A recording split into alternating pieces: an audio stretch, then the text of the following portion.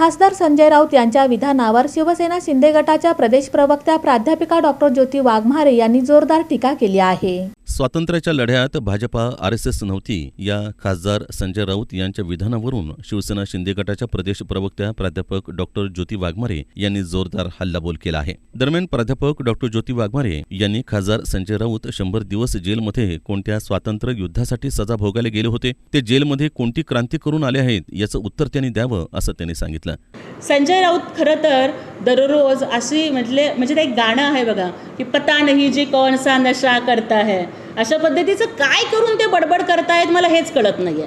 मग संजय राऊतांनी मला उत्तर द्यावं की ते जे 100 दिवस जेलमध्ये होते, मग ते कुठल्या स्वातंत्र्य युद्धामधली सजा काटायला आपण गेलेला होतात? तिथं तुम्ही काही क्रांती करून गेला होतात? पत्राचाळीतल्या लोकांचे तळतळाट घेऊनच तुम्ही तुरुंगामध्ये गेलेला होतात ना.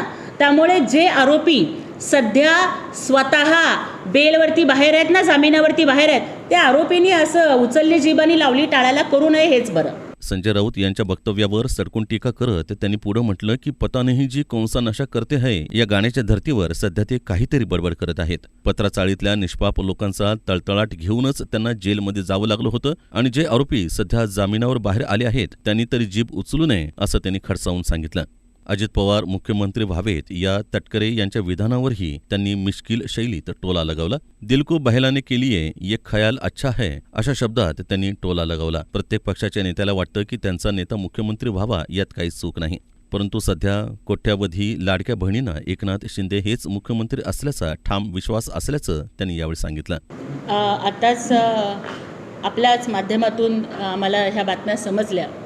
खरं तर जेव्हा एखादा पक्ष हा मोठा होत असतो, आपण बघितलं की माननीय उपमुख्यमंत्री एकनाथजी शिंदे साहेब यांच्या नेतृत्वावरती विश्वास ठेवून संपूर्ण राज्यामध्ये प्रचंड मोठ्या प्रमाणामध्ये इन्कमिंग हे आमच्या पक्षामध्ये होत आहे. आणि एका घरामध्ये जेव्हा 4 भाऊ राहतात तेव्हा बऱ्याच गोष्टींमध्ये त्या सख्ख्या भावांच्यामध्येही काही मतभेद होत असतात. पक्ष मोठा होत आहे, अनेक लोक येत आहेत, त्यामुळे जरी समजा काही गैरसमज निर्माण झालेले असतील तर हे गैरसमज दूर करून पक्ष एकसंध राहिला पाहिजे आणि येणाऱ्या महापालिका, जिल्हा परिषद, पंचायत समिती आणि सर्व स्थानिक स्वराज्य संस्थांच्या निवडणुकांच्यामध्ये शिवसेनेचा भगवा फडकला पाहिजे.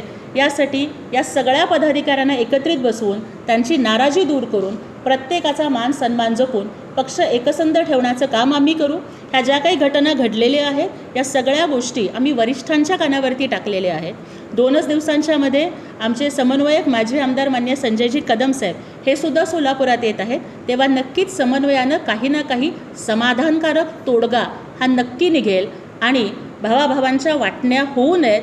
घर हे एकसंधच राहिलं पाहिजे. यासाठी लाडकी बहीण म्हणून हे सगळे भाऊ आमचे एकत्र राहिले पाहिजेत. यासाठी मी भूमिका बजावत राहील. लाडक्या बहिणींच्या मनामध्ये उपमुख्यमंत्री एकनाथ शिंदे यांनी त्यांच्या प्रभावी योजनांमधून आणि कृतिशील कार्यशैलीमधून हक्काचं स्थान निर्माण केल्याचं मत त्यांनी यावेळी व्यक्त केलं.